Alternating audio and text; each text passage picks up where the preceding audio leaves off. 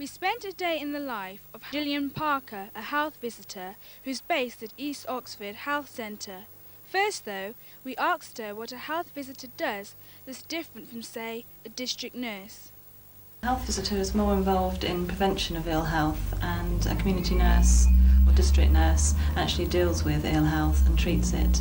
So as a health visitor we're involved in prevention, and by doing so we go round to people's houses when they first delivered and assess the needs from that visit, and then we work out how often we need to see people, invite people to clinic and see them on a regular basis in the first few months of having their baby.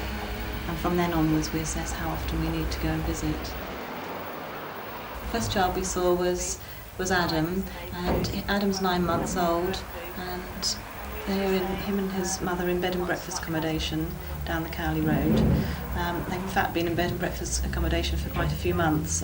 This is their third place that they've been moved to. They've in fact got quite a nice room at the top of the house, quite a nice light airy room.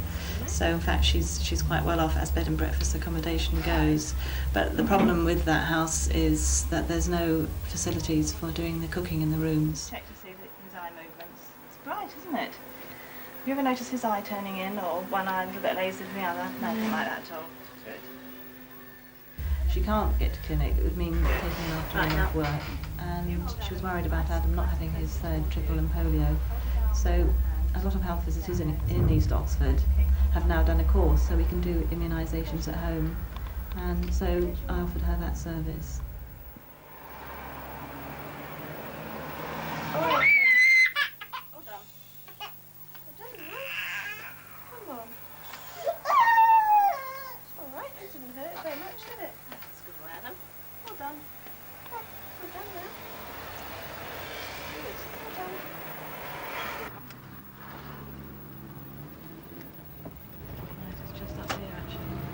I first visited Julie a few days ago after the midwives discharged the baby at 10 days or just a bit over.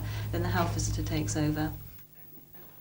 I went back today to weigh the baby because often babies lose their birth weight in the first few days, and by about 2 weeks they're catching up. And Julie's breastfeeding, and breastfeeding mothers always like to confirm that everything's going well by the baby putting on weight. Conversion into pounds. As usual. That's very well done. You're on camera, young man. The doctor at the hospital probably checked his hips, did he? Yes. Yes. Yeah, I noticed, I think, of that. He didn't like that too much. No, they don't. Also, you see how they are looking at the spine. He has been checked at the hospital, but we just do just a general check over just to make sure. He's already trying to hold his head up, isn't he? He is. He's quite strong, isn't he? You're afraid to do any hoovering or any washing. He needs to start to do that from the beginning, so he gets used to those sort of things happening. Otherwise, if they're used to complete silence, then they'll wake up at anything. Good look around. Our practice population is something in excess of 8,000. We've got 4 GPs that 2 health visitors work with, and between the 2 of us we cover the whole of Oxford City. That would range from Blackbird, Lees, Littlemore area, right round to Headington, Marston.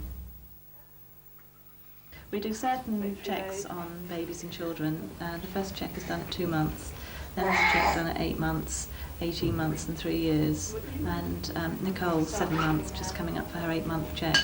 So that's why I was going home and doing it. We find it's a lot nicer to go home and see them in their own home and do the checks there. Children are much more relaxed in that sort of setting, and there's less distractions, particularly for the hearing test, which is quite vital at 8 months.